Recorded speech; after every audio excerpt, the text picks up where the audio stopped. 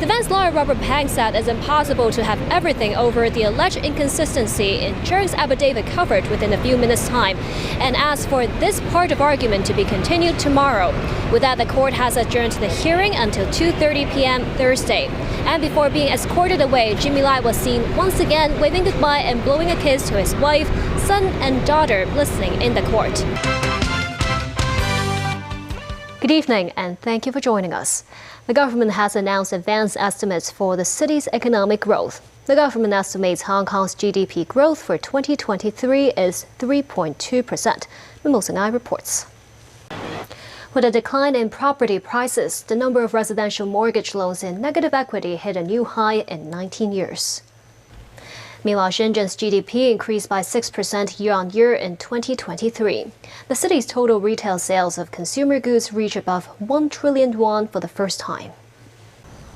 Following complaints that numerous Cathay Pacific flights were cancelled during the Christmas season, the airline is planning to distribute a special holiday allowance to flight crew members during the Lunar New Year holidays in a bid to retain manpower. The measure could be expanded to other peak seasons in future. Timothy Lee tells us more.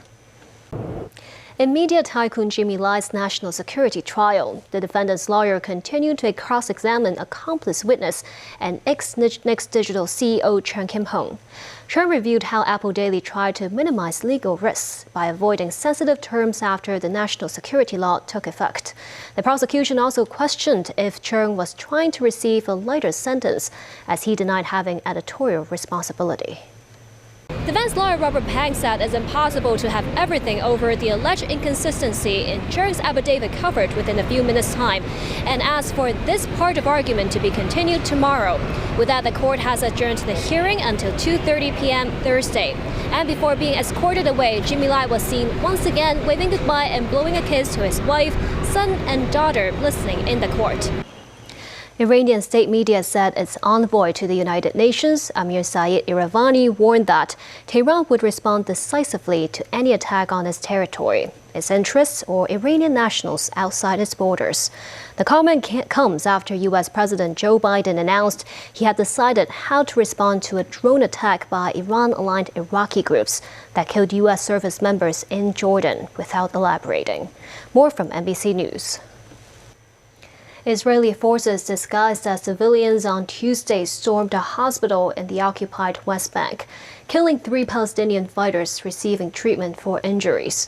Israeli Prime Minister Benjamin Netanyahu, meanwhile, has ruled out a military withdrawal from Gaza and the release of thousands of jailed Palestinians, Hamas's main 2 demands for any truce deal. Around 26,700 people in Gaza have been killed since October 7th, when Hamas and other groups raided Israel, resulting in 1,200 deaths and a taking of some 240 hostages.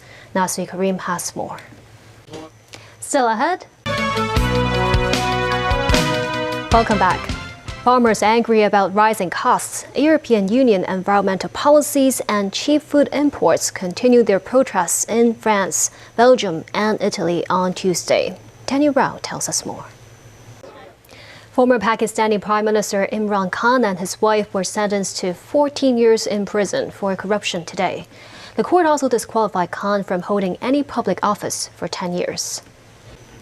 China and East Timor have recently elevated their bilateral relations to the level of comprehensive strategic partnership.